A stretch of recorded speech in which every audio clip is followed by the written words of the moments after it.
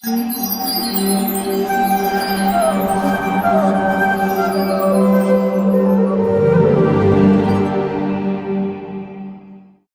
रानी की जय, महारानी की जय, रानी की जय, महारानी की जय। बोलो बरसाने वाली की जय जय जय, बरसाने वाली की जय जय जय। वृषभानु दुलारे की जय जय जय, भानु दुलारी की जय जय जय। बोलो वृंदावनेश्वरी की जय जय जय। हरे कृष्णा। आप सभी को राधाष्टमी की हार्दिक शुभकामनाएं। भक्ति अर्थात भगवान श्री कृष्ण को प्राप्त करने का, उन्हें प्रसन्न करने का मार्ग। वो उस मार्ग पर आगे बढ़ने वाले इच्छुक व्यक्तियों को भक्त व साधक कहा जाता है। इन सभी साधकों का एक साधन होता है। सभी प्रामाणिक साधकों का एक साधन होता है और वह होता है भगवन नाम, जिसे जप कर वे भगवान को प्रसन्न करने की, उन्हें प्राप्त करने की साधना करते हैं तथा श्री कृष्ण उनके साध्य हैं, उनके लक्ष्य हैं। तो उन भगवान के नाम को लेकर उन्हें प्रसन्न करने के लिए ही वे यह साधना करते हैं। किंतु परम भगवान, जिनकी प्राप्ति करने के लिए सब संत जन, साधु जन, भक्तगण, ज्ञानी जन और वैष्णव जन उनके नाम का जप करते हैं, वो किसके नाम का जप करते हैं? उनका साधन क्या है? क्योंकि भगवान भी सतत निरंतर साधना करते रहते हैं। जी, वह उनकी साधना है राधा नाम। राधाष्टमी के इस अति पुनीत पावन अवसर पर आइए जानने का प्रयास करें कि क्या है राधा नाम की महिमा। गोकुल में नंद, यशोदा व वृषभानु, कीर्तिदा ये मित्र परिवार हैं। गर्ग संहिता में वर्णन है कि वसुदेव के कुल पुरोहित गर्ग मुनि नंद बाबा के यहाँ कृष्ण व बलराम का नामकरण संस्कार करने के पश्चात सीधे गोकुल से रावल आते हैं और वृषभानु महाराज से मिलते हैं। वृषभानु महाराज अति प्रसन्न होते हैं कि मेरे मित्र के कुल पुरोहित, जो कि अति विद्वान व त्रिकालदर्शी संत हैं, वे आए हैं। तो वे उनकी पाद्य पूजा करते हैं, उनकी परिक्रमा करते हैं, उनका सत्कार कर मीठे मीठे वचनों से उनका गौरव गान करते हैं और पूछते हैं कि मेरे यहाँ कन्या ने जन्म लिया है, उसका विवाह हम किससे करें? पृथ्वी पर कौन है जो इसके योग्य है? तब गर्ग मुनि वृषभानु महाराज को यमुना जी के किनारे एकांत में जाकर कहते हैं कि हे वृषभानु महाराज, अखिल ब्रह्मांडपति गोलोकेश्वर परम पुरुषोत्तम भगवान श्री कृष्ण का जन्म हुआ है नंद बाबा के यहाँ। वह उनकी प्रियतमा, उनकी श्रेष्ठ प्रेयसी गोकुलेश्वरी राधा रानी तुम्हारे घर प्रकट हुई हैं। जिनका दर्शन तपस्याओं द्वारा देवताओं को भी दुर्लभ है, वे राधा रानी तुम्हारे घर कन्या रूप में आई हैं। ये सुनकर वृषभानु महाराज अति आनंदित होते हैं, उनका कंठ गदगद होता है, आंखों में अश्रु लिए वे कहते हैं कि मैं अपनी कन्या का विवाह श्री कृष्ण से ही करूंगा और आपको पौरोहित्य करना होगा। जिस पर गर्ग मुनि कहते हैं कि जहां तक मैं देख रहा हूं, भविष्य में इनका विवाह ब्रह्मा जी के द्वारा होगा। तब आनंद में मग्न वृषभानु महाराज व कीर्तिदा उनसे पूछती हैं कि राधा नाम का अर्थ क्या है, इसका रहस्य बतलाइए। तब गर्ग मुनि बतलाते हैं कि एक समय मैं अपने शिष्यों को लेकर गंधमादन पर्वत पर गया था, जहां स्वयं भगवान नारायण प्रकट हुए और उन्होंने मुझे राधा नाम की महिमा बतलाई। उन्होंने कहा कि राधा नाम सामवेद का सार है, जो 4 अक्षरों से मिलकर बना हुआ है, र, आ, ध और आ। र का अर्थ है रमा, जिसको हम श्री कहते हैं, श्री देवी। आ का अर्थ है गोपियाँ, जो कि लीला स्वरूप हैं। ध का अर्थ है धरा यानी भूमि व आ का अर्थ है विरजा देवी। तो श्री कृष्ण का परम तेज इन 4 देवियों के रूप में भगवान के परम धाम गोलोक में प्रकट होता है, श्री, लीला, भूमि और विरजा के रूप में। जो उनकी गोलोक की पत्नियां हैं। और एक बार एक दिव्य कुंज में ये चारों देवियां जहां राधा रानी प्रकट होती हैं, उनके दिव्य वपु में उनकी देह में एक रूप होकर विलीन हो जाती हैं। इस कारण विद्वान जन एक सुर से राधा रानी को परिपूर्णतमा के रूप में जानते हैं। आगे गर्ग मुनि कहते हैं कि रा शब्द का उच्चारण करने वाला अनंत जन्मों के पाप कर्मों को नष्ट कर देता है।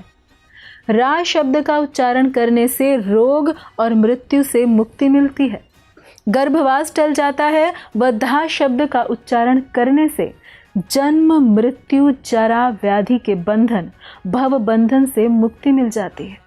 फिर आगे गर्ग मुनि एक श्लोक कहते हैं जिसे स्वयं भगवान श्री कृष्ण ने कहा है कि रा शब्दम कुर्वतः त्रास्तो ददामी भक्तिम उत्तमाम, धा शब्दम कुर्वतः पश्चात याति श्रवण लोभता। अर्थात भगवान कहते हैं कि रा शब्द कहते ही मैं व्यक्ति को उत्तम भक्ति प्रदान करता हूँ। और भगवान श्री कृष्ण की भक्ति इस दुनिया की सबसे दुर्लभ वस्तु है। भगवान सहजता से ही किसी को भी धन, यश, कीर्ति, वैराग्य, ज्ञान इत्यादि दे सकते हैं, किंतु भक्ति नहीं देते, क्योंकि भक्ति देने का अर्थ है कि भगवान स्वयं को ही उस व्यक्ति को दे रहे हैं। इसी कारण इसे भगवान आसानी से नहीं देते। किंतु यही दुर्लभ भक्ति राधा नाम का उच्चारण करने से सहज ही प्राप्त हो जाती है। आगे धा का वर्णन कर भगवान कहते हैं कि धा सुनकर मैं अत्यंत ही भाव विभोर हो जाता हूँ, संभ्रमित हो जाता हूँ और उस व्यक्ति के पीछे पीछे भागता हूँ। पद्म पुराण में वर्णन है कि राधा रानी का नाम सुनते ही श्री कृष्ण भ्रमित हो जाते हैं, मोहित हो जाते हैं, प्रसन्न हो जाते हैं और प्रेम से विभोर हो उस व्यक्ति के पीछे पीछे जाते हैं। आगे गर्ग मुनि वर्णन करते हैं कि राधा नाम श्री कृष्ण का चिंतन है। राधा सुधा निधि में एक श्लोक आता है कि कालिंदी तटकुंज मंदिर गतो योगींद्र वंदतः पद ज्योति ध्यान पर सदा जपत या प्रेमाश्रु पूर्णो हरे। इसकी एक लीला भी है कि रास लीला से जब वे अंतर्ध्यान हो गए, श्री कृष्ण जब वहाँ से अंतर्ध्यान हो गए तो विरह से व्याकुल हो वे यमुना के तट पर इमली के वृक्ष के नीचे स्वयं अपने हृदय के प्रांगण में राधा रानी के दिव्य चरणों पर ध्यान करते हुए, प्रेम के अश्रु बहाते हुए राधा नाम पर ध्यान किए। और वहाँ राधा नाम का जप करने से श्याम वर्ण कृष्ण राधामय हो गौर वर्ण बन गए। तब राधा रानी के स्पर्श से जब वे बाह्य चेतना में आते हैं तो कहते हैं कि हे राधे, इस दिव्य आनंद का अनुभव मैंने आज तक नहीं किया, क्योंकि मैं आप बन गया था। इसलिए आप जिस आनंद का अनुभव करती हैं वही मुझे हो रहा था। इसलिए अब अगले युग में आपके प्रेम का अनुभव करने के लिए मैं गौरवर्ण बनकर आऊँगा। और यही है श्री चैतन्य महाप्रभु, जो राधा रानी के प्रेम के रहस्य व नाम की महिमा को समझने हेतु श्री कृष्ण का ही प्राकट्य है। तो इस तरह हम समझ सकते हैं कि राधा नाम कृष्ण को जीतने वाला है, उन्हें वश में करने वाला है। जो भी भक्त अनंत जन्मों तक कृष्ण के पीछे, अनंत जन्मों तक ध्यान तप कर भटक रहे हैं, उन्हें श्री कृष्ण के शरीर, उनके नखों से निकलने वाली आभा तक का भी दर्शन नहीं होता। वो श्री कृष्ण जो इतने दुर्लभ हैं, जो योगियों को, तपस्वियों को, मुनियों को, ज्ञानियों को प्राप्त नहीं होते, वे राधा नाम जपने वाले व्यक्ति से न केवल प्रसन्न होते हैं अपितु उसके वश में हो जाते हैं, उनके हो जाते हैं, उनके हाथों बिक जाते हैं। क्योंकि राधा कृष्ण हृदय संजीवनी है, उनके हृदय के स्पंदन का आधार है। वे भगवान श्री कृष्ण अधीन है राधा रानी के, वश में है उनका नाम लेने वालों के। ये है राधा नाम की महिमा जो अनंत है। किंतु हमें इस अमूल्य राधा नाम को सस्ता या हल्का नहीं बनाना चाहिए। इस कलयुग में वृंदावन व उसकी महिमा को हमारे समक्ष प्रकट करने वाले षड गोस्वामियों में श्रेष्ठ श्रील रूप गोस्वामी कहते हैं कि हे राधे व्रज देवी के चललिते, हे नंद सुनो कुतः, श्री गोवर्धन कल्प पाद तले, कालिंदी वने कुतः। अर्थात वे भी श्रीमती राधा रानी की सखियों एवं श्री कृष्ण को ढूंढ ही रहे हैं। वे यह नहीं कहते कि हमने उन्हें पा लिया। वे गोस्वामी हैं। गोस्वामी अर्थात जिन्होंने अपने मन और इंद्रियों पर पूर्ण नियंत्रण कर लिया है। वे भी इस बात का दावा नहीं करते कि उन्होंने राधा कृष्ण को प्राप्त कर लिया है। उनका भाव है कि हे राधे, हे कृष्ण, आप कहाँ हैं? तो हम जैसे इंद्रियों के वशीभूत व अनियंत्रित मन वाले जीवों को बहुत ही सावधानी पूर्वक राधा रानी एवं उनके नाम के प्रति भाव प्रदर्शित करना चाहिए, अन्यथा हम सहजिया कहलाएंगे। षड गोस्वामी हम जैसे साधकों के लिए आदर्श हैं, इसलिए हमें उनके द्वारा दिखाए गए भाव का आश्रय लेना चाहिए। हम अपने आचार्यों को लांघकर सहज ही राधा भाव प्राप्त नहीं कर सकते। और राधा रानी का एक नाम है हरे, जिसे सप्तमी संबोधन में हरे कहते हैं। और ये हरे हरे कृष्ण महामंत्र में हरे कृष्ण कृष्ण कृष्ण हरे हरे, हरे राम राम राम हरे हरे। इसमें कृष्ण से भगवान के नाम से पूर्व हरे आता है।